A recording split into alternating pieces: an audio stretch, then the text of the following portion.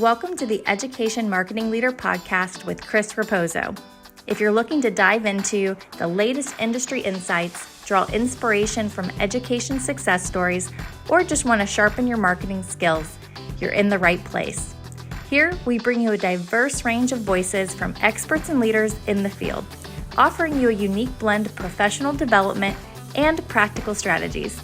Whether you want to understand your audience better, stay updated with the latest tech trends in marketing, or expand your professional network, we've got you covered.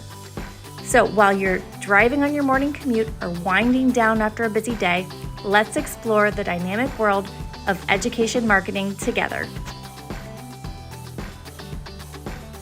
Hello, everyone, and welcome back to another episode of the Education Marketing Leader with Chris Raposo. Today, I have the pleasure of welcoming Josh Charles. He's the Director of Web Strategies at Rutgers University Business School. Josh, welcome to the show. Yeah, thank you for having me. Awesome. It's good to have you. My listeners are probably well familiar with you because, first of all, you're great and active on LinkedIn, and you're also on a lot of podcasts. This is how I found out about you, and that's why I invited you to the show. So it's my pleasure to welcome you. So it's an honor, and I thank you for that. And just doing a little bit of research on you, like I do on all of my guests, learned a little bit about you and your education, found out that you have a master's in digital marketing from Rutgers University, and you've worked at your alma mater since 2010, and you worked your way through various positions there. And you're currently the Director of Web Strategies at Rutgers Business School, as I mentioned.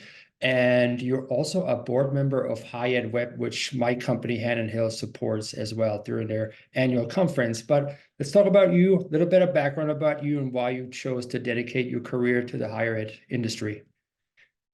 Sure. So for a little bit about my background. So first of all, I actually graduated with a degree in game design and web programming because websites and programming for the early 2000s was sort of where my interest was. And then I realized that, okay, the game industry is not for me.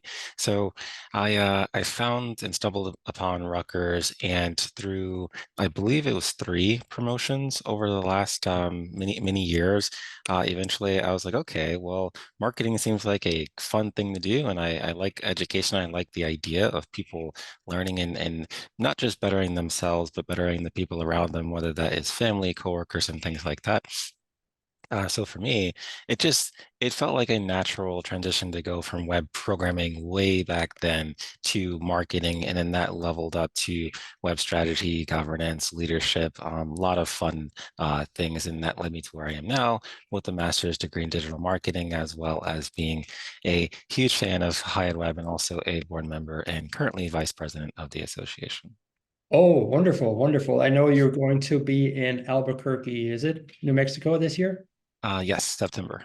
Very good. We'll be there. We'll be there. So, but let's talk about web strategy in this episode because that's one of the particular things you focused your career on and you're very good at. So, because higher ed has so many audiences, could you start giving us an overview of the role of web strategy in higher education, particularly as it comes to retaining new students, which is really important with the demographic enrollment cliff coming up here soon? Sure. And I like to think about this in 2 ways. So like there's a specific way and then there's a broader way. At a specific granular level, like higher ed websites are supposed to be like your digital front door onto that institution. And ideally, they are the place where you kind of talk about like who you are, like how can you serve your community? And because every institution has their own business goals, how can you support your business goals through your website activities? Um, and that's for prospective students and many other groups. For current students, that you can sort of add on there, like, okay, how can a website help them find their academic resources, and just let them know about the institution. Now, at a broader perspective, though, and kind of coming back to prospective students, websites should really be one aspect of a broader marketing and communications strategy, particularly having that strategy be informed by the needs of the audience and the strategic goals of the organization. Because at the end of the day, a website is just one part of a customer journey. And I like to start by understanding the audience what their journey is, and how can we connect our business objectives as an institution, as well as our overall communication and marketing strategy to that audience. And then from there, website is a portion of that. I just like to keep that in mind, because I don't want to and I don't want to view websites as just sort of in a vacuum, because they are certainly a big part of it, but that's not the only aspect. So I like to start there for prospective students, and then of course you can get into particular engagement strategies with those audiences on websites, which we'll certainly get more into. Yeah, absolutely. I like that you said that there are two ways, it's a granular way and the broad way to look at it. So could you share your insights on developing a content strategy that resonates with prospective students while also accurately representing the universe brand and value? Sure, and so one thing that I like to also just keep in mind is, like, when I say we and I talk about we, there's a fantastic team of current and former members that are all being represented in that, and I definitely want to give them praise and credit for all of the things that we collectively are able to accomplish. Content strategy is one part of that, and some of the things that we like to talk about is, first of all, content strategy is sort of defining who your audience is and who it's not. It always comes back to audience. What are their needs? What are their journeys? And that's going to be different for the different parts of the audience. That's sort of the first part.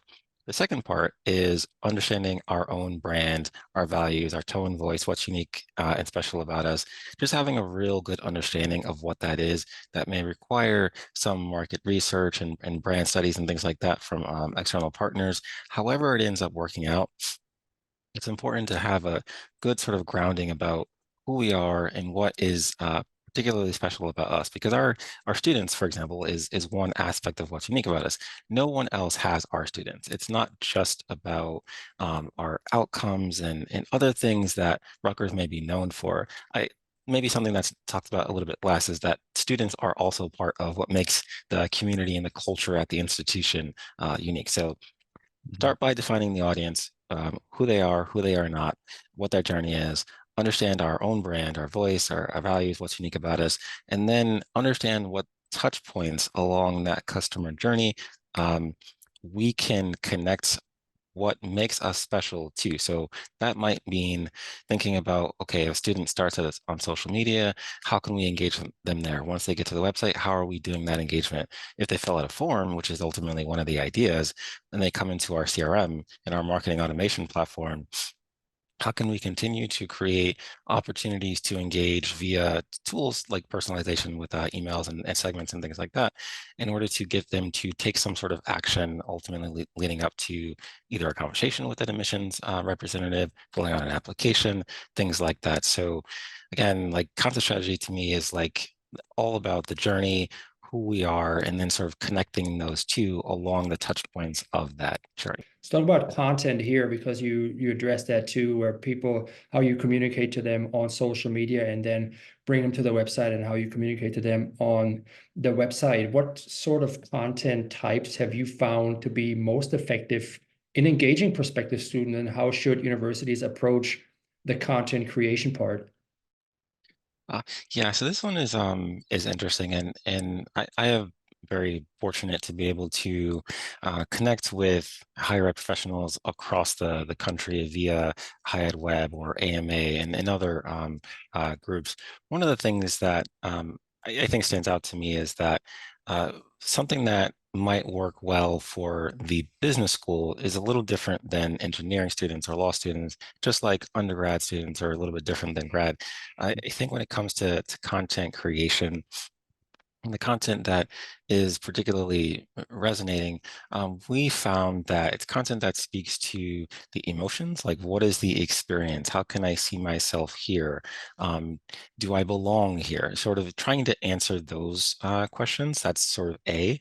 And then B is, how do I just do this thing? Like, the transactional content.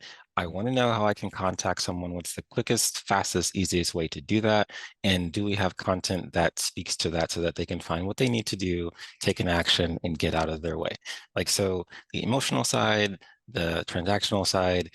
Those are the two sort of buckets. And then, within there, part of the experience in the emotional side, for example, just to give a little bit more detail, let's say that you're an out-of-state candidate and you're trying to potentially move across the country to come to New Jersey.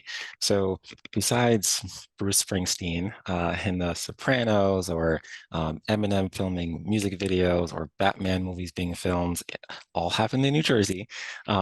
What else is that experience like, not just in the facility, the building, or on campus, but in the surrounding neighborhoods? For example, what is entertainment life like? They don't. You have to sort of assume that they don't know anything about the general area, and that goes doubly sure for international students. So just thinking about how can we speak to the different perspectives of the different segments that we have in our audiences, to make sure that the content is helping to frame Rutgers Business School specifically as a destination that, for them, on an emotional level as well as a transactional level, once they start to feel good, get them to where they need to go, whether that's financial aid or anything else that they need to do. That content is what we start with. And then I would also just quickly add that once you start creating content, also want to have a measurement strategy for like an experimentation sort of culture, so that you try different things, see what's working, see what's not working, run baselines and things like that. Yeah, absolutely. I like that part about the belonging. We're all big on communications on diversity, equity, and inclusion, but also belonging, right? So when I went to school as a non-traditional student at the age of 30, I didn't necessarily felt like I belonged as somebody at a later age, from what I've seen on billboards, because I saw a lot of young students advertised, the traditional age students, until I actually got on campus and I saw in the evening schools that everybody basically looked like me. Everybody came from work. So communicating that belonging on a website for certain target demographics is also super important. Which I think that will be valuable right from the front gate as people walk into your digital front door, to show them that. But some ways to show them that is through personalization, I think, on their website. So I don't know if you're doing any personalization strategies, but how can institutions personalize their web content to better connect with prospective students? And what are some successful examples that you've seen in the past? Yeah, so this is a topic that we've been sort of circling in and out of for a number of years. And there's a few different ways that we've looked at it. I heard your podcast with Kat, the CEO, Hannah Hill, and I think she had a really grounded approach to this. So for us, there's let's, at a base level, just make sure that we are using the right language and visuals to speak to the particular audiences that we are trying to connect with. So one of the examples that actually Kat gave as well, which is something that we try to do as well, is if it's an online program, use imagery that is more reflective of that particular audience. Same thing with international students, just trying to be more strategic and thoughtful when it comes to baseline. What can your CMS just do? Then there's, I would say, a higher level to that, which typically involves your personalization engines. I know Clive is Hannah Hill's product. Acquia Lift is something that we initially started to explore maybe 5 years ago. Um, uh, Whether a institution or a marketing team can get to that level, I think that's kind of where we are. One of the common constraints, which I've heard echoed in many other places, is it's mainly a resource thing, trying to make sure that the people who are responsible for marketing to students are also responsible for web services or event management and other priorities, I would say, that happen within the institution.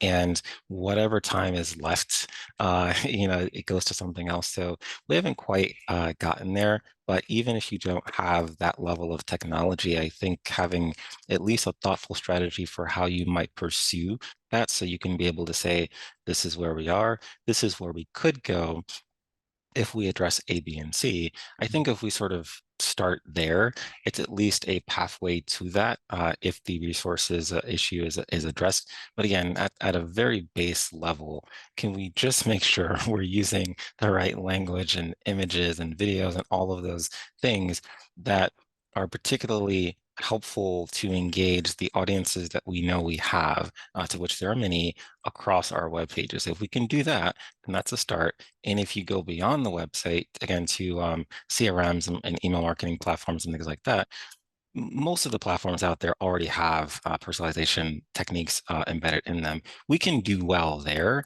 even if we're not necessarily where we want to be website-wise by using many of the different features that Salesforce Marketing Cloud and any other platform provides. Mhm.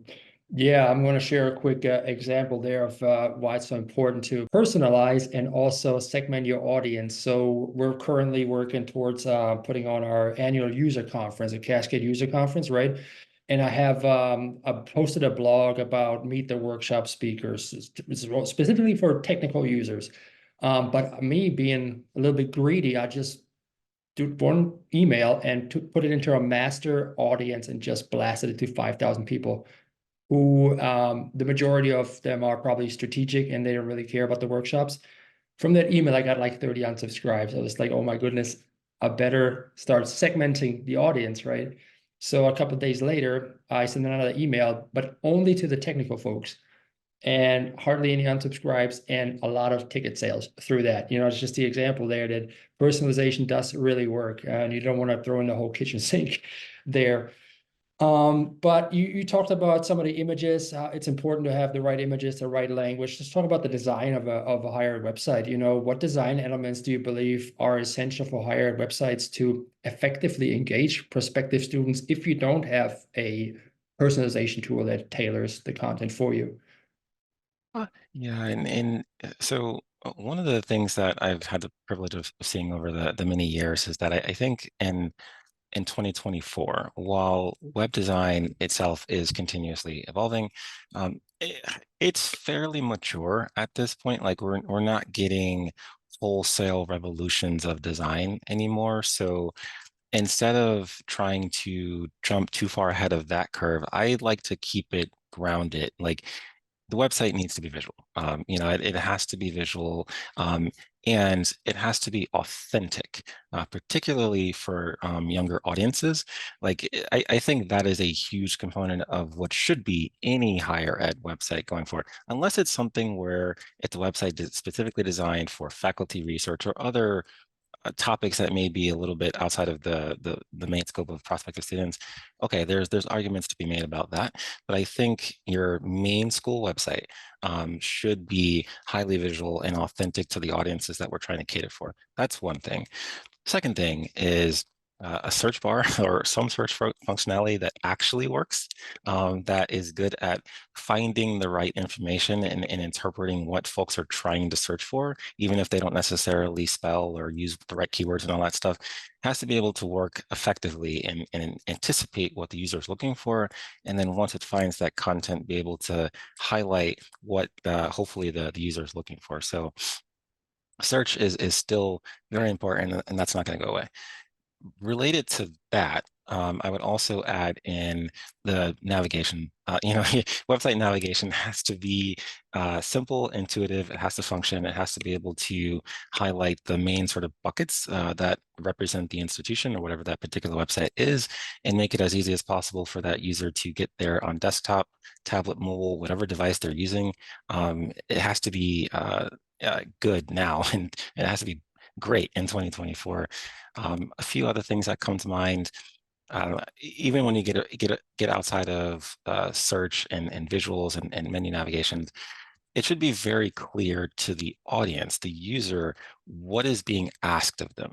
Now, there are many different ways to sort of think about that and do that. But like, for example, if I am going to a website to try to learn more information about a program, or I want to sign up for an open house or whatever the case may be, it should be patently obvious how to do that thing. And once I find out how to do that, the actual task of going through that form or that process should also be simple and be devoid of errors and things like that. So CTAs, that should be critical as well. I think one sort of piece of this that I would also like to add is sometimes when we have conversations about web design elements from as higher ed folks, we like to, I guess a nice way to put this is distinguish between design elements or content or functionality and technical sides of things. None of that matters to the outside user. Like it's all one experience. Like I'm happy to talk shop with fellow folks behind the scenes about how those different components can work and be evolved and things like that. But I like to just keep in mind that to the user, it's one experience, and it could be a great experience and it could be a bad experience, and we can figure out how to make that a great experience. But at the end of the day, the website design, it's the way it functions, what it looks like. It should be better, faster, easier. If you can do those three things, however that ends up being accomplished, to make sure that the user can do what they need to do and engage with the business, that is the ultimate goal. Yeah, absolutely. I love that you pointed it out. Better, faster, easier. And if anybody has any questions about that, reach out to Josh. I'm going to link him in the show notes so you can talk behind the scenes as well. Highly recommend reaching out if he offers that. Now let's talk some case study, for example, like some of the biggest challenges you faced in developing and implementing a web strategy for Rutgers, and how did you overcome that? Can you share one of them that may come to mind? Mhm. Yeah, so for folks who don't know, Rutgers is the largest public institution in New Jersey. I believe we're at like 70,000 students or so, 10,000 staff across all of the different things, well beyond communications, marketing, things like that. Three main campuses, as well as many off-campus locations. It is a very, very, very large institution. And with that comes familiar challenges, centralization versus decentralization. Uh, you have centralized website design strategies, you have governance policies and teams that work together. The thing that I think is important to recognize is that every institution is going to be different. And what I mean by that is that the challenges and the priorities for me as a web strategist at the business school at Rutgers may be different than the folks at Drexel across the pond, across the way in Philadelphia, or Montana State University, or Old Dominion, for example. What I found to be an interesting challenge that we have since figured out ways to be really, really efficient at is recognizing the structure and the organizational structure of how comms, marketing, web folks are situated and what policies are, what the standards are across the entire university. So, for example, I don't want to just think about web strategy or communication marketing strategy just in the silo of the business school. I want to be mindful of how what we do website wise also influences what the central admissions team, for example, if prospective students are going to their website first and then coming over to the business school, you want that experience to be as seamless as possible. Now, that's a different group that runs that website, just like it's a different group that runs Rutgers.edu. So the lesson here is that collaboration across all boundaries within an institution is really important. We don't have to be the president or anyone like that in order to try to force things to work the way that we want them to work. That's not the right approach. The way to approach long-term success in large and small institutions is to build bridges and collaboration and figure out who are all of the players involved with all of the different websites and touch points of where your audience could be going, and make sure that you're having conversations, you're on the same page, you're talking strategy, you're having that time to be able to make those connections and work collaboratively together so that you're ultimately serving the customer at the end of the day.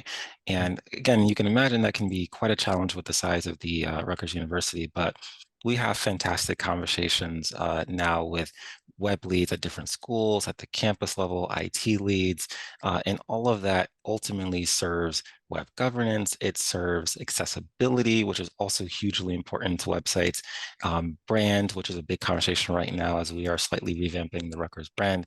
So that has been a challenge initially when we were trying to figure out like what decisions that we should make with our website redesign several years ago. And now as we sort of think about what the future is like in a more centralized environment, just make sure to make those connections and make time for people. Yeah, make time for people. I like that what you said, build bridges. And it's not a us against them approach, but a cohesive, becoming a cohesive unit, because at the end, it's all about the prospective students, right? And making sure that not only at the institution brings them in, but that you set them up for success in the long term. They become alumni, they may become donors, they may become referrals, So looking at the longer view and not just your small little pocket of department that you have at a business school or something, look at the larger picture overall. Now, there's something going on. AI is really hot right now, generative AI. How do you see the evolution of web strategies in higher education, taking into consideration AI and the rise of it? And what should schools be preparing for in the future? So it's an interesting space. We've been talking about it casually internally for the last couple of months. So, for example, some of the ways that we've tried to sort of dip our toes in that is start simple, try to use ChatGPT to come up with how would you write a marketing plan for a new graduate program, for example, which is something that we did last night. Um, I think more than anything, part of our concern is not trying to guess necessarily where the industry might be a year or two from now because it's changing that quickly. But at the very least, make sure that we have a basic understanding of how some of these technologies work, particularly AI, some of the ways that they work in general, A, but then also B, some of the ways that other folks, specifically in higher ed marketing, have been able to use them lately. So, for example, Jamie Hunt, Old Dominion, she has had many presentations on different ways that AI is being used. I know Mallory from Element 451 has also done that. So at a very sort of basic level, one of the early goals that we have in our group is to start learning on our own, but then come back together some of the ways that we could potentially utilize AI for marketing purposes, and then also not not look at it just as a tool for the staff, but also how could this technology be used by the audience? Like, what are the ways in which they are using it to change how they search for college and ask different questions and things like that. Get in their shoes and understand what that journey looks like and what that technology, how that technology can influence the traditional ways in which students of very different walks of life can continue to search. So I'm really looking forward to the journey. I want to be very honest and say that we are still learning a whole lot right now, but I think the intention is important, and not trying to say that we're gonna or any team is gonna be able to solve X, Y, and Z, but just start simple, figure out, okay, this is a new area we have to learn. We have to learn for ourselves. We have to learn for our audiences. Start there, start working our way through the next couple of months, set milestones about where we want to be able to say our education is, have group conversations about that so we can learn from each other, and then start figuring out how we can continue to implement ways to experiment with that so that we can be better prepared, I would say, by the start of the fall semester, be at a better place. And that also includes continuing to talk to third-party partners about what that might mean as well. We can't just sort of be in our own silo. There's a lot of experts already in the area, so we can learn from them as well. Absolutely. Yeah, you dropped a couple of names like Jamie Hunt, and I also want to add to it Bart Taylor from the Higher Ed Marketer podcast. They actually put on an AI summit a couple of months ago, which was very interesting. So follow Bart or look into some of his episodes on the Higher Ed Marketers in regard to AI and how to utilize it as a higher ed marketer. So Josh, final question. What's one piece of advice you can give to a higher ed marketer who wants to improve their web strategy in 2024? It's really the same advice that I would give to anyone starting off in marketing. I've had the privilege of actually networking with a few new folks to Rutgers, and the same thing that I say to them is get outside of your comfort zone. Surround yourself with people who are going to celebrate learning new things and educating themselves and growing. That might mean going to conferences. It certainly means listening to podcasts and reading articles. Just be around people who are going to help push you to grow as a person and grow as a better marketer. And that can only bring great things for somebody's career, but also the work that they end up doing to serve their institution and their audiences. So that's the thing I start with the most. There will certainly be a time, if you're a web strategist, for tactical discussions on personalization and content strategy, web design. There's a whole lots of material out there for that, but at a fundamental level, think about growth and learning and education, because that curiosity is going to make it much easier to learn, hear different perspectives, and want to go out there and learn as much as possible about our field of web strategy. Absolutely. I love that advice. Be curious, not judgmental, as Ted Lasso would say. Josh, thank you so much for your time today. How can people get in touch with you? So the two quickest ways, I'm always on LinkedIn, and then I am always available via the Hyatt Web Slack channel. Awesome. Josh, thank you so much for being part of the show. Yeah, thank you. Take care.